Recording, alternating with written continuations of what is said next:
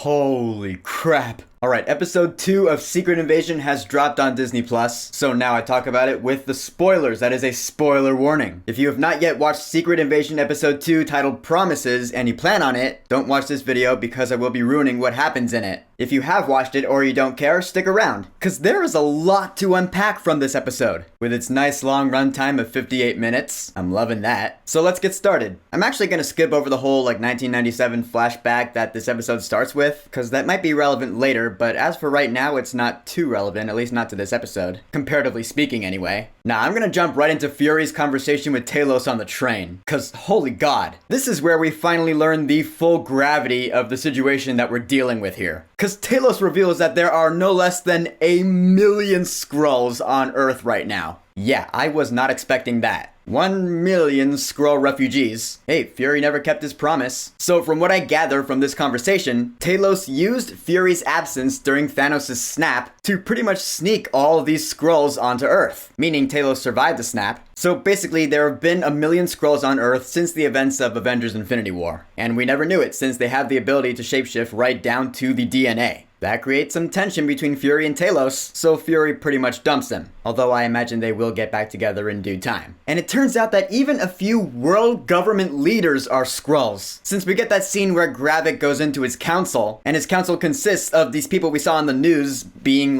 world government leaders. Right there I was like, holy shit. Including one American dude who's played by Christopher McDonald. I was like, I know that face. Yeah, that's the voice of Kent Mansley right there. There's no way that Moscow attack was committed by Americans. This is something much more serious. Awesome. And actually, I do really like this scene. Because at first, these other Skrulls are against Gravik. They're like, you bombed Russia and framed the Americans. That's not how we do it. I was like, okay, props to them. They know what's right. And then Gravik just takes them over through fear. Ah, well, okay. There goes that. Except for that one lady who's like, no, I will not submit. What you're doing is wrong. And the fact that Gravik let her go, I was like, okay. I thought, it would be like, oh, you can go, and then she ends up getting shot anyway, but she doesn't. Gotta hand it to Gravik for having respect for his opponents. But yeah, the fact that these world leaders are actually Skrulls, how do we fight that? As we see in this episode, it's become pretty clear that this is another MCU installment alongside The Falcon and the Winter Soldier that is gonna get political. I honestly should have seen that coming given the nature of the premise, but I don't know, for some reason I didn't. I usually don't think about politics. Not when it comes to my entertainment anyway. But alright, this is pretty cool. We do see that the Skrulls are building some kind of machine. We don't really know a whole lot about it yet, except that maybe it will make the Skrulls stronger in some way, shape, or form. I don't know exactly how. I got no insider's information. I'm with the rest of y'all. Although I do have a theory, but I'll get to that later. Right now, I have got to talk about the scene between Nick Fury and Colonel James Rhodes. Because this scene, holy shit. This to me is not only the best scene in the episode, but the best in the series so far, and possibly the best written scene in the MCU in a while. I just love the dialogue they exchange, and the acting from both of these veteran actors is so good. So in this scene, Fury tells Rhodes pretty much about the entire invasion, and we learn that Rhodes has known about the Skrulls for a while. At least, 15 years? And basically what the scene boils down to is Rhodes is there apparently to fire Nick Fury. I'll admit, I'm not exactly sure what Nick Fury is being fired from, because I haven't been exactly sure of what Nick Fury's job title was. Okay, he was the director of S.H.I.E.L.D. before 2014. Since then, I guess he's still been working for the government, but as what exactly, I have not been sure, because they never told us. But yeah, I guess now Nick Fury has been cut off from any government resources. And coming from Rhodey's perspective, you do understand, he does have a day job. He works for the government still. I love how he says that we have this government power because we earned it, so we have the obligation to tell you without any remorse that you're fired. That to me was just so well written, so well acted by Don Cheadle. I just have to commend this scene, man. However though, with all of that being said, in the previous scene where Rhodes was in front of that one council, he was in fact defending Nick Fury, saying things like, oh, he was only allegedly in Russia when the attack happened. So to go from defending him to firing him, I feel like something went on, something went down that we didn't see. Can you guess what I'm getting at here? Yeah, I'm thinking that Rhodes here in this scene might just be a Skrull impersonating him. I mean, yeah, sure, Rhodes would have his reasons. Being a government official, he still has his job. Whether he is the superhero war machine who works with Nick Fury or not, but just the contrast in his behavior between the previous scene with the council and this scene is just too stark, for lack of a better word, to be completely believable, at least in my eyes. So yeah, all this to say, something went down between that previous scene and this one that makes me think that he might just be impersonated by a Skrull now. I don't know for sure though, it's just a guess. We'll see what happens. What remains certain though is that this scene is fucking awesome.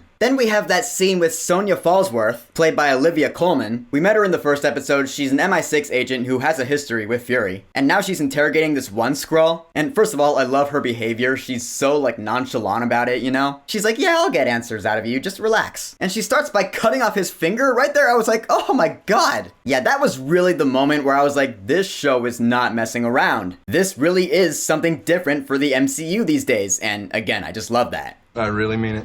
It's taking itself seriously. I mean, she continues by superheating his body. She is torturing him for information after all. I was just somewhat surprised by this scene. Couple more things I want to talk about. Later on when Gaia goes to that computer to look up the doctors, she looks up that one doctor, Rosa Dalton, and we see the DNA files and I was like, holy shit. Alright, let's go over them. We got Groot, and the picture is of those roots that Groot did when he tried to attack Thanos in Infinity War. Those must have been there for a while. We got a Frost Beast, and it took me a second, but I was like, oh my god. Is that the Frost Beast from the post-credit scene of Thor the Dark World? Yeah, the one that was just left tromping around Earth? Holy shit. And then there's the Hand of Cull Obsidian, the one that was cut off by Wong and his portal in Infinity War. I was like, okay, so here comes my big theory. We saw in the trailer that Gravik does eventually get the ability to stretch his arm out like Groot did in the first Guardians of the Galaxy movie. I mentioned that in my video about one of the trailers. Given these DNA files, I think I know what this machine is gonna do. It's gonna take the DNA that we see on this screen and merge them all into Gravik and maybe another Skrull or two to basically turn Gravik into a super Skrull.